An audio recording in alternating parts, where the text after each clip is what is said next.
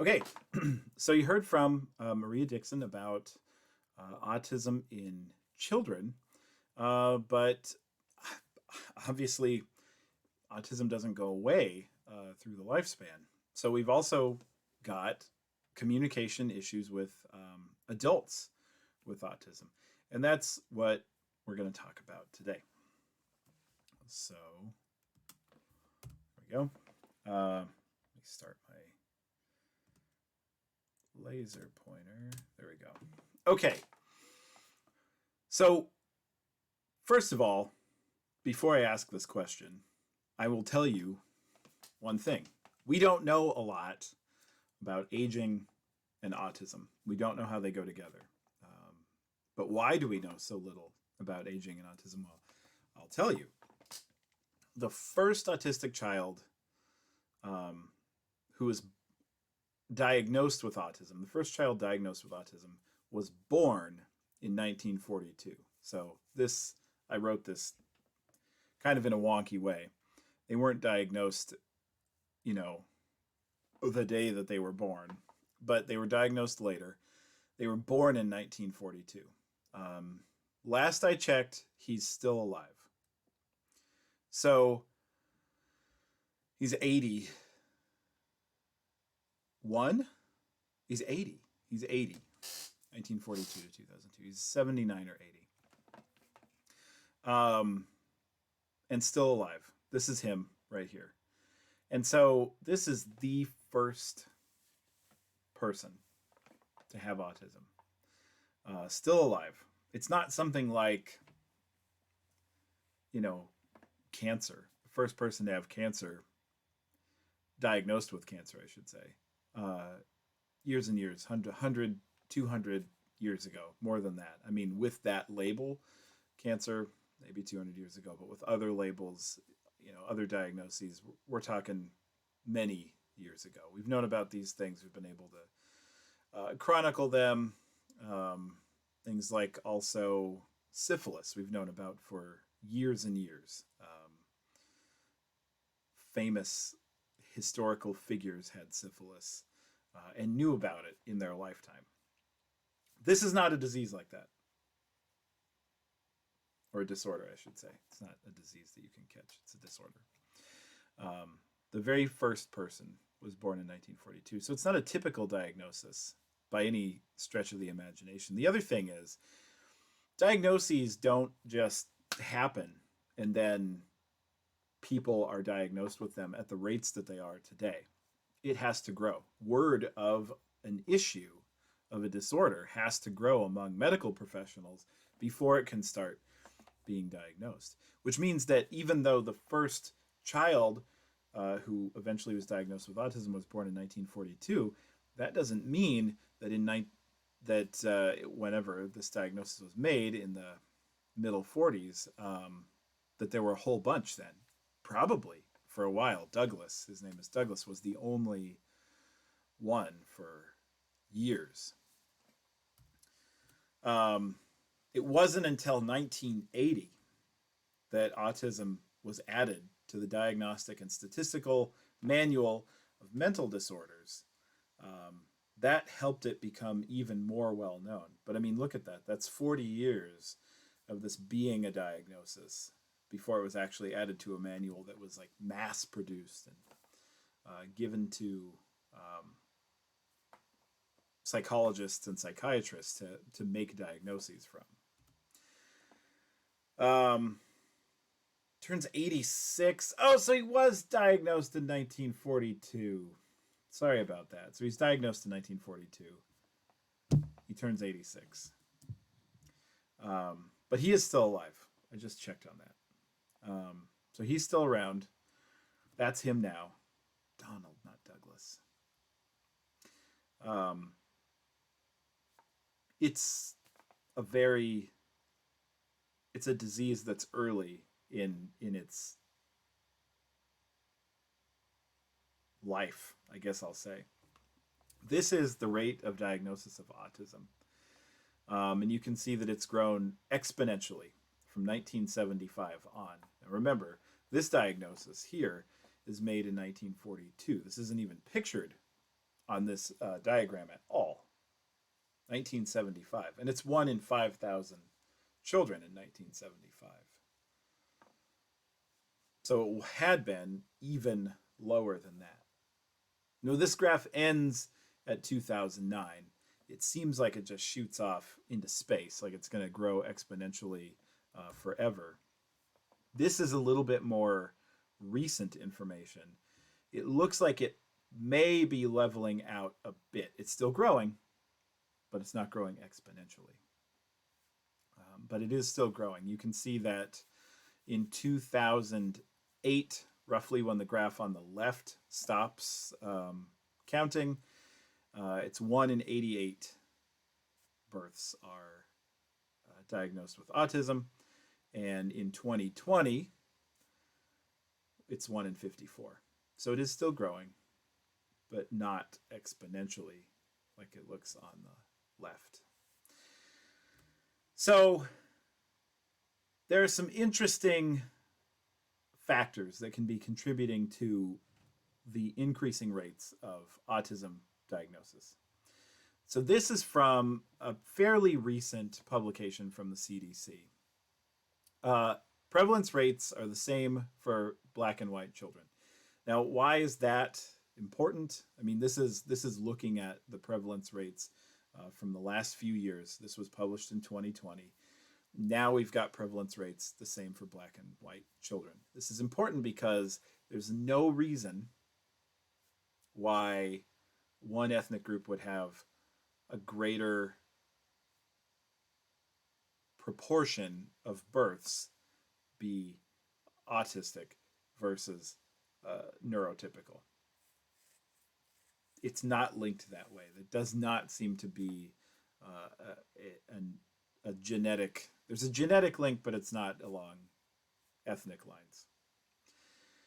This is important because up until recently, the prevalence rates for white children were higher, much higher. This doesn't mean, again, that white children were more likely to have autism. It actually meant that it was going unnoticed in the population of Black children, which means that they were being underserved. This is one of those, issues in healthcare where non-white groups of people tend to be overlooked, and that's true here. So, as the prevalence rates are climbing for Black children, of course, that makes the statistics here grow.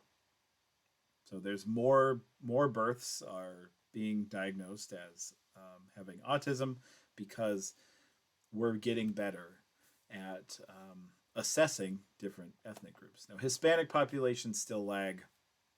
Hopefully that's not true now. Maybe it still is, but hopefully it's getting a little bit closer. When all ethnic populations are equal, when the prevalence rates are equal, we have a better idea of actually how many births this affects.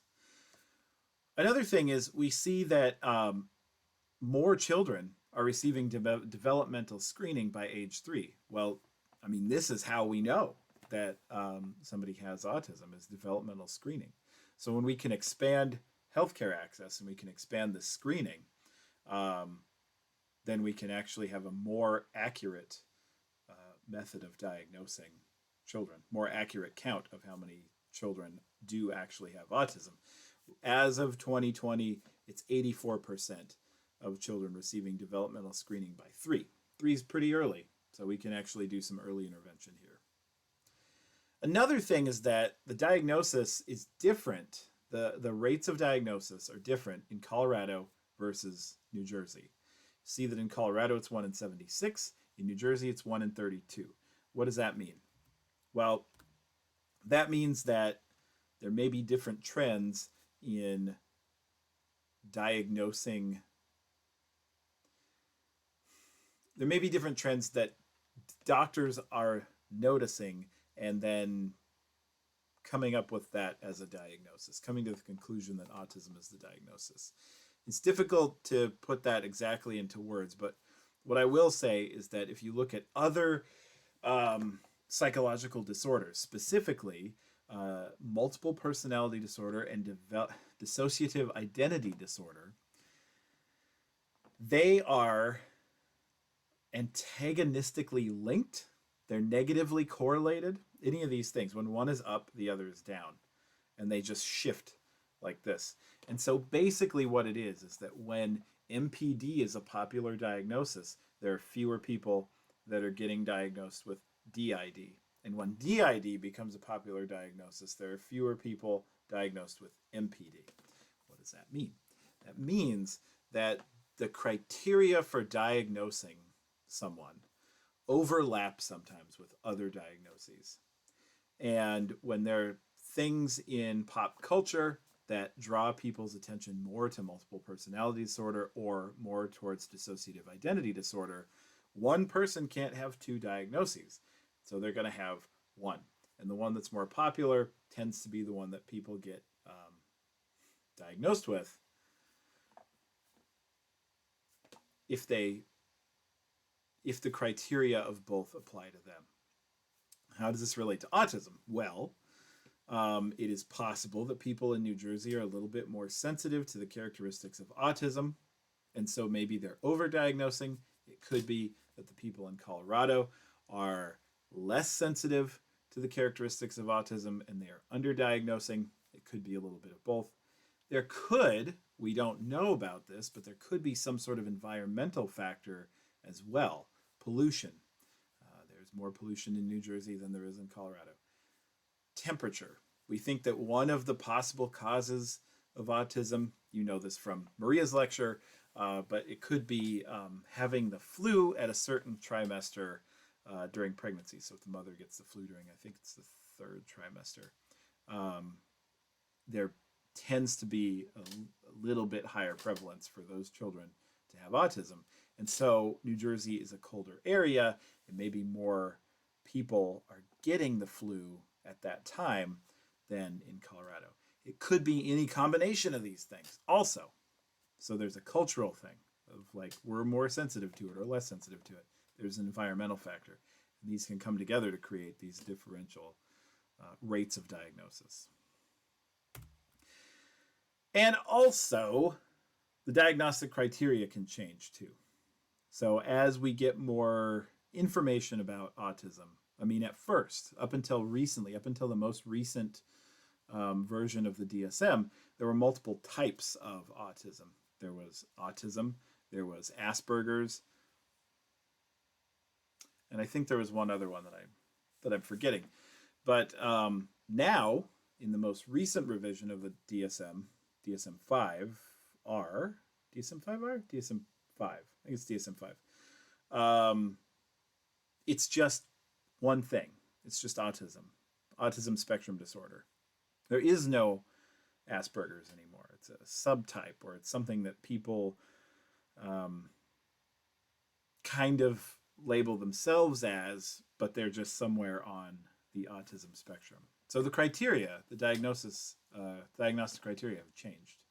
And this is again related to what I'm talking about with dissociative identity disorder and multiple personality disorder. And then, like I said, it could be environmental factors. Pollution, temperature, because temperature is related to the movement of pathogens like flu and coronavirus. I mean, that's not pushing autism because autism's been around way longer than coronavirus. But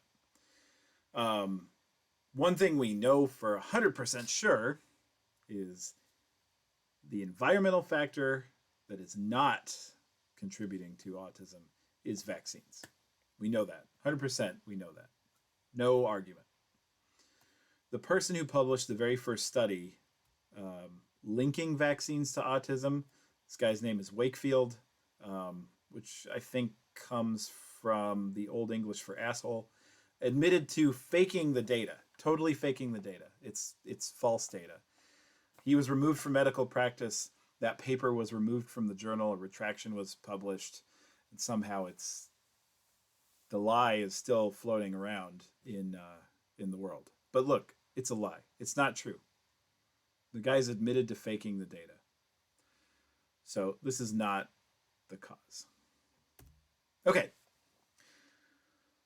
Why do we need to study aging in ASD? I mean, we know that we don't know a lot about it, but who cares? Well, everybody should care because there's going to be a heck of a lot of elderly people who have ASD by 2050. 1 million plus elderly people with ASD in the United States alone by 2050. It's a lot, right? The other reason is there's just no research that's been done on this population. So if you look at this, there's a lot of research that's been done on children. This makes sense because we want to identify as early as possible who has ASD so we can start things like early intervention. Because as you know, the earlier you can intervene with something, the better the outcome, right? So it's not like we can cure ASD, but we can teach strategies to caregivers to, once the people who have it are old enough to learn strategies, we can teach them strategies of different ways to get along with this disorder. So that makes sense that we have a lot of research going into children with ASD. As you move down higher in age, we have less and less research. There's some, about half the amount of, well, that's actually less than half the amount, maybe a third of the amount of research that's gone into children. On adolescents, about roughly equal amount with just adults, but not older adults. And by the time you get to older people, look at the number of publications looking at older people with autism compared to children. It's a minuscule amount, very, very small percentage goes towards aging populations. And yet all of these other three groups, the children, the adolescents, the adults, will eventually become older people with autism. So we need to know how that's going to affect them. Another reason is they're worried about it. They're scared to age. They don't know what getting older is going to mean for them if they have autism. I mean, think about it. Do I talk about this on the next one? No. A lot of times they don't move out of the house. They live with their parents or siblings, other caregivers. As they start to get older, the people with autism start to get older. That means their caregivers are getting older too. If you are an only child, you live with your parents, you're 60, you're getting into that range of being an older adult. Well, your parents are 80, 90. How long can they continue caring for you? If you're living with your siblings, you're getting old together. And at some point, they're just not going to be able to care for you. A lot of these people don't have children, so they're worried about just being left behind. So there's a lot of reasons why we should study aging in ASD. One of the main questions that we have is aging with ASD the same kind of thing as typical aging? So in other words, does this population here, these people with autism, as they age, is it basically the same thing as these people over here who do not have autism? Is aging a thing that everybody goes through in the same way, regardless of what other disorder you have? Or does the fact that this population has this disorder mean that aging happens differently? Well, that's what we're going to talk about today. So, one thing that we know is that young adults who have ASD have a lot of persistent deficits and other conditions, some conditions that are comorbid with ASD are things like ADHD, IBS. It's odd that irritable bowel syndrome goes along with autism spectrum disorder, but it does. There's a fairly high correlation between IBS and ASD. Lower employment rates. And the other thing is, even when they are employed, the duration of that employment tends to be statistically shorter than people without ASD. There's often difficulty living independently. If you look over here, only 19% have ever lived away from their parents without supervision. It's quite low. Um, Mental health is also an issue.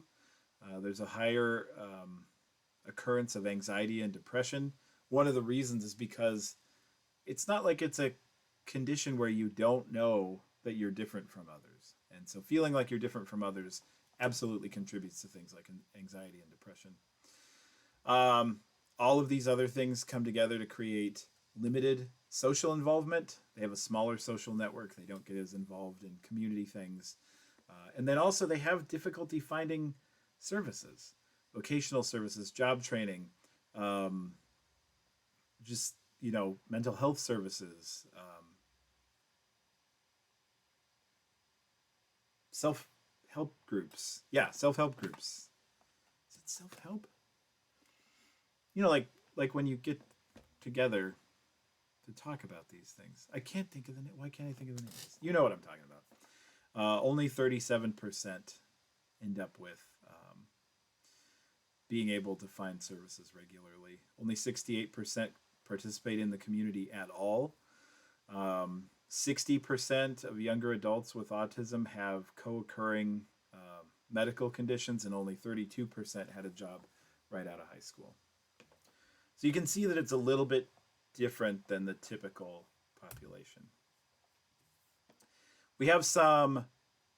So we just talked about this, but if you look at these symptoms of ASD, we've got some cognitive deficits, anxiety, hyperactivity, inattention, depression, obsessions or compulsions. This is kind of related to OCD, type disorders, sensory abnormalities, disruptive behaviors. A little bit of these can come with any person that has ASD. I mean, one of the things we know is that there's not an exact set script for how ASD is going to manifest itself. So it's not like everybody's going to have all of these or they're going to have the same types of these, but these are common among many people with ASD. Social communication deficits, pragmatics, this is one of the big ones. Also restricted and repetitive behaviors and interests. These two, social communication deficits, which again, think of it as pragmatics, and the restricted repetitive behaviors and interests, those are our two big ones. Those are the ones that seem to be common to all people who have ASD. These others are common as well, but not like requirements exactly. Let's take a closer look at the cognitive deficits. And in fact, we're going to instead of taking a look at the cognitive deficits of ASD, we're going to take a look at the cognitive deficits of aging. So this happens among everyone that ages. Things that tend to decline are attention, can't focus attention as good or sustain it as long. Inhibition, not able to, not say things that they want to say, not do things they want to do. Poor planning, lower working memory capacity, and a decreased amount of cognitive flexibility as well. All of these things relate to the frontal lobe. So if you think back about when we talked about a little bit about neuroanatomy in the very beginning of class, the frontal lobe is kind of this executive decision-making kind of thing. And all of these functions that we're talking about here are governed by the frontal lobe. This tends to be where we see most of the deficits for aging.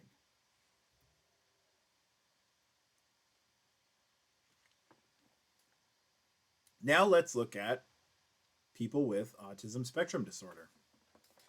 Here what we're looking at is we're measuring the brain volume of a bunch of neurotypicals averaged together, and we're comparing that to a bunch of people with autism spectrum disorder averaged together.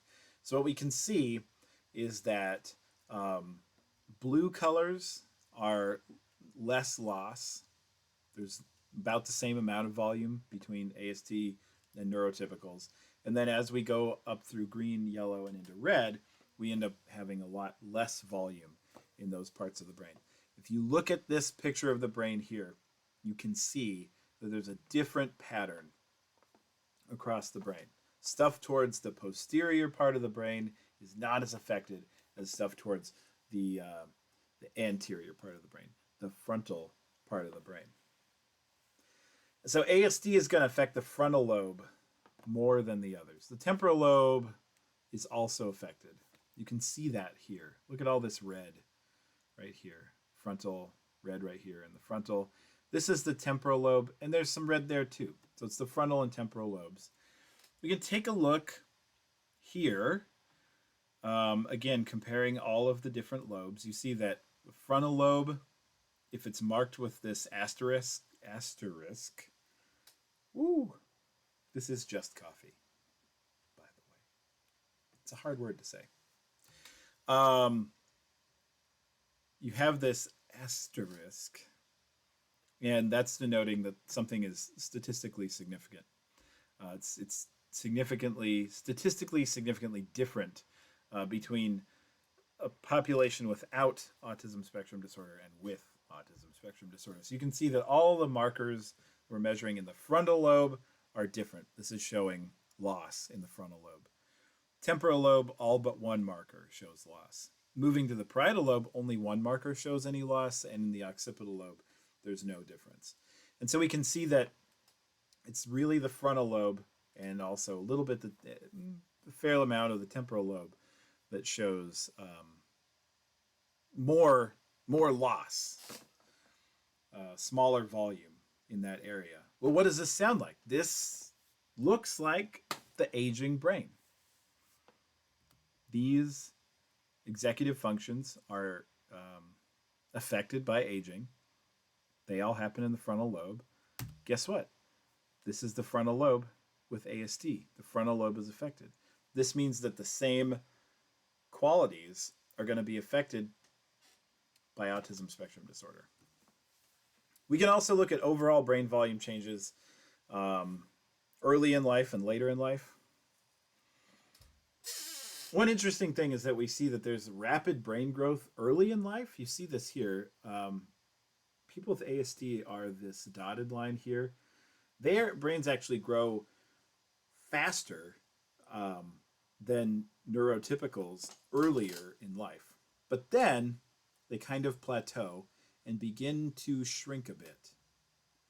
Notice how the neurotypicals kind of overtake that line. So the brain development of neurotypicals is slower, but then eventually outpaces the people with ASD. And this is true again here later in life. You can see that people with ASD have more decline, more shrinkage, more cortical shrinkage than neurotypicals. So typical aging and ASD have similarities in where the brain volume is being lost. So normal aging is going to show that there is loss of volume in the frontal regions. ASD shows that there's loss of volume in the frontal regions. Does this mean that people who have ASD are going to be more susceptible to age-related loss? So are they essentially multiplicative in relation to one another? So do we have it where it's just the left? Oh, you have normal aging, and then the autism spectrum disorder comes on top of that. You just kind of add them together, and you have that. Or do we see that the effects are kind of multiplied because you have aging, which affects the frontal lobe, and you have ASD, which affects the frontal lobe, and those two forces interact to create even more cognitive deficits?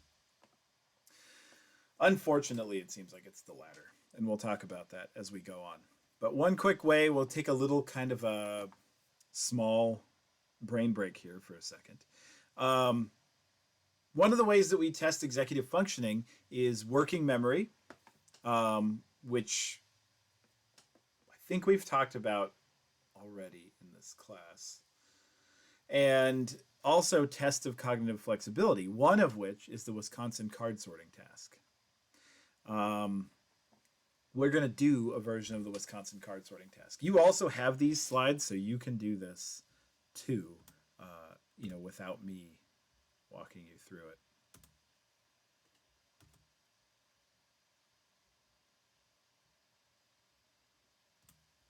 Okay. So before we start, I'll tell you this. What they do with the Wisconsin card sorting task is they're going to put out a card. The card has an amount of shapes on it in different colors. And what you're going to do is you're going to choose from a group of other cards which one matches it. So you have to figure out which rule they're using. So it could either match the number. So here it's 2 green triangles, and here it's 2 blue plus signs. So it could be that you're matching the number.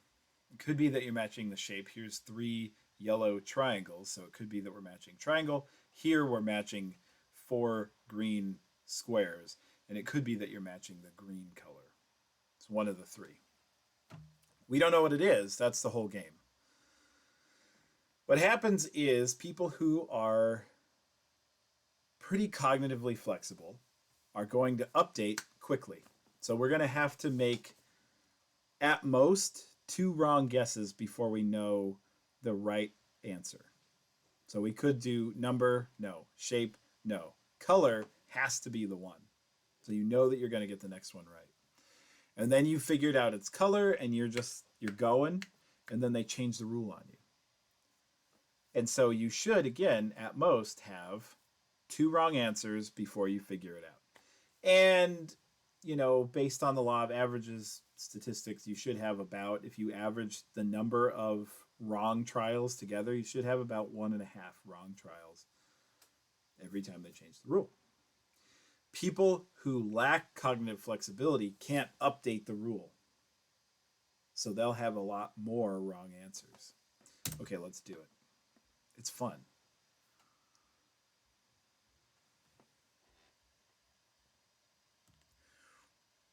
I'm going to bring my browser over.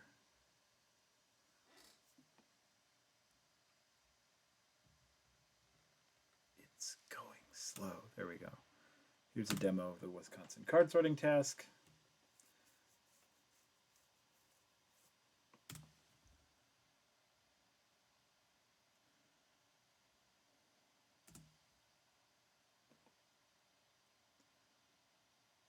Okay, so I'm going to press Q to quit instructions and start the test. Okay, so I'm going to go based on number.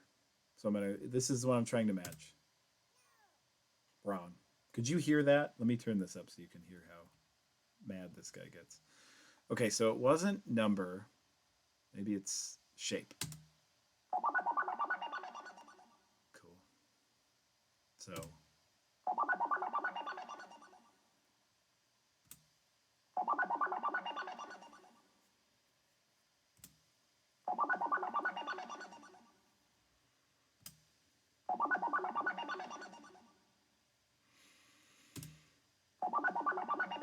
it's going to change. I know it's going to change on me. Not yet.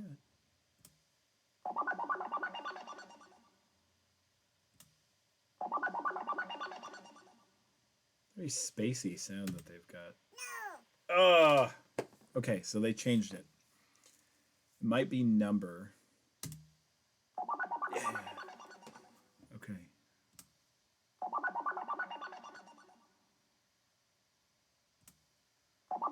So you can see how this goes. We're on number. And as luckily, I found out that I'm still neurotypical. I'm not aging I'm not quickly aging.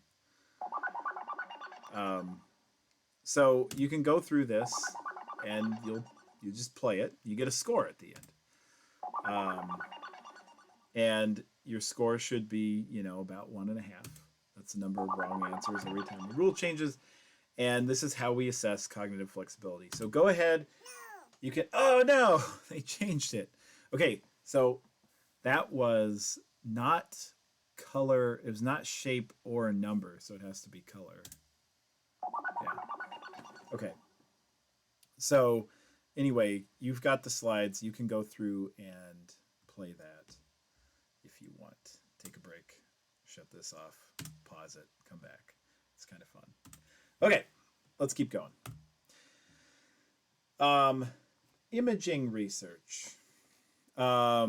We actually see that young adults with autism spectrum disorder actually have thicker frontal cortices than neurotypicals. But by middle age, this is totally gone the opposite way. Now they have thinner frontal cortices than middle-aged neurotypicals.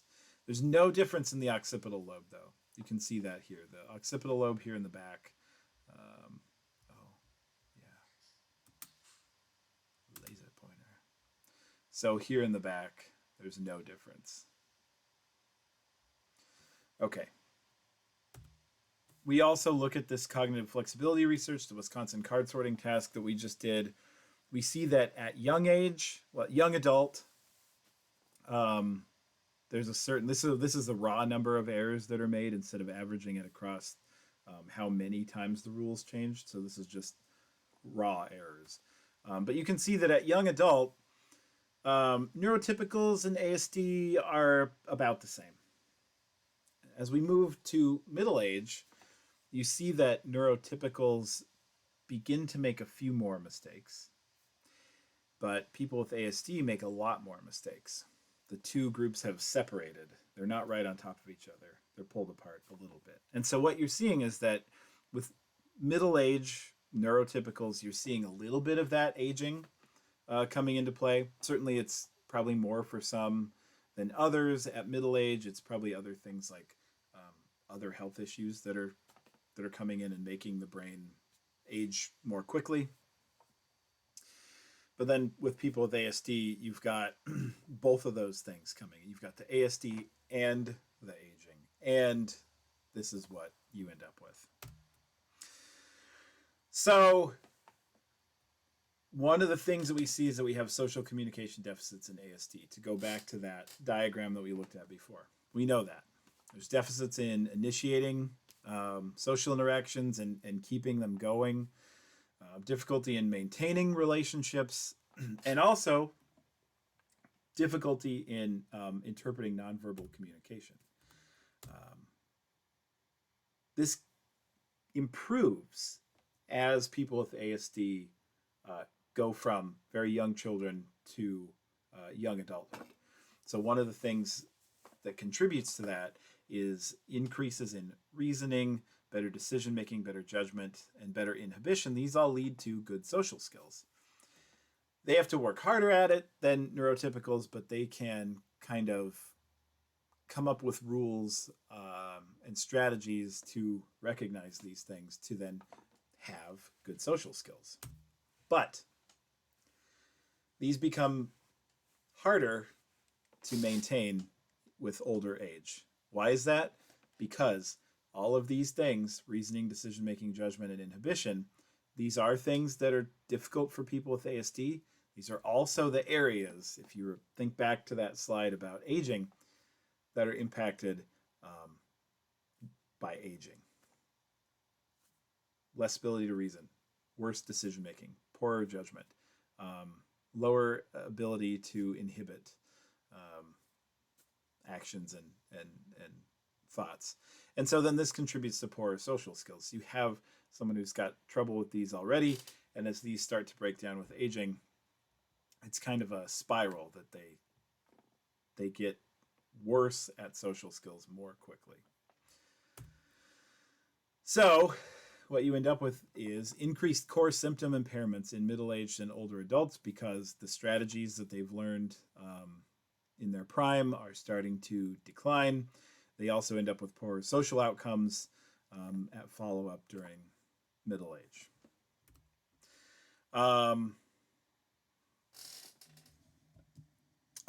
Yeah, these are cognitive aspects of social communication. You can see that this is, the higher the bar, the more prevalent the deficit is. So this is young adulthood. people with autism spectrum disorder. This is middle adulthood, people with autism spectrum disorder. We see more social communication deficits with aging. Now, again, this is middle age, not even advanced age.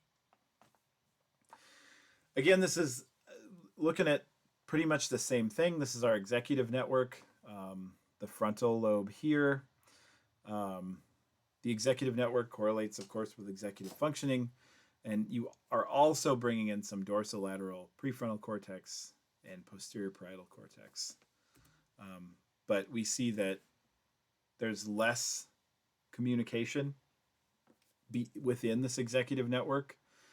And that's true for both autism spectrum disorder and aging.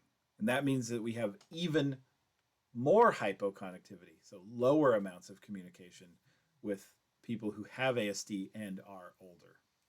You can see that right here in this graph.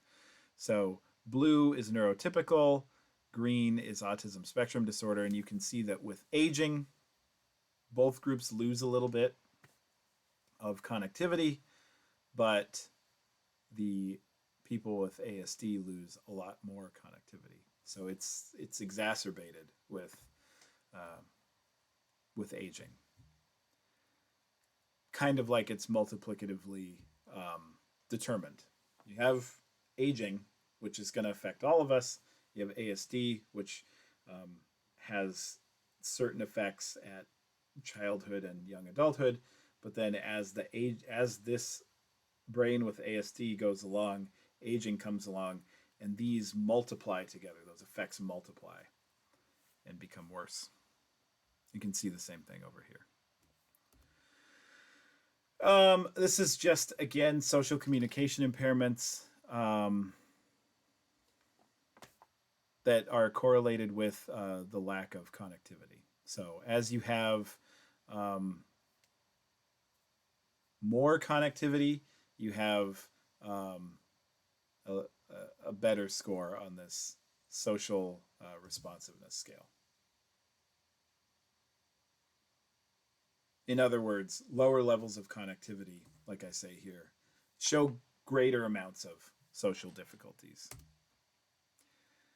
So, to sum this up,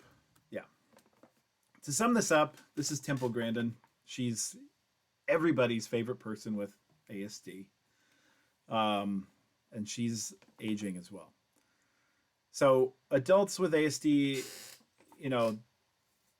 the issues that they have are going to get worse as they get older. We don't really know the whole extent we don't know the full list of the problems, and we don't know the extent of the problems that we even know, because the research isn't there. The research hasn't been done. We have to do more research in this area. There are people here at ASU that are doing the research.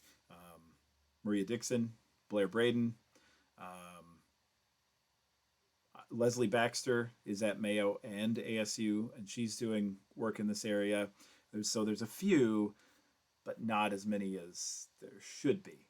So look, I mean, if this was interesting to you as an SLP or an audiologist, and you feel like maybe you could contribute to this area, maybe you don't want to end at the master's or the 4-year doctorate. Maybe you want to go for the PhD and do the research that needs to be done in this area. You don't make as much money, but you definitely do. You could make lasting and important contributions to health and society and just the general well-being of this group of people. So that is aging and ASD, and I need to click on some things over here. Okay, so that's aging and ASD. It's an interesting topic, interesting area. Unfortunate that we don't know more, but all right, I'll talk to you soon.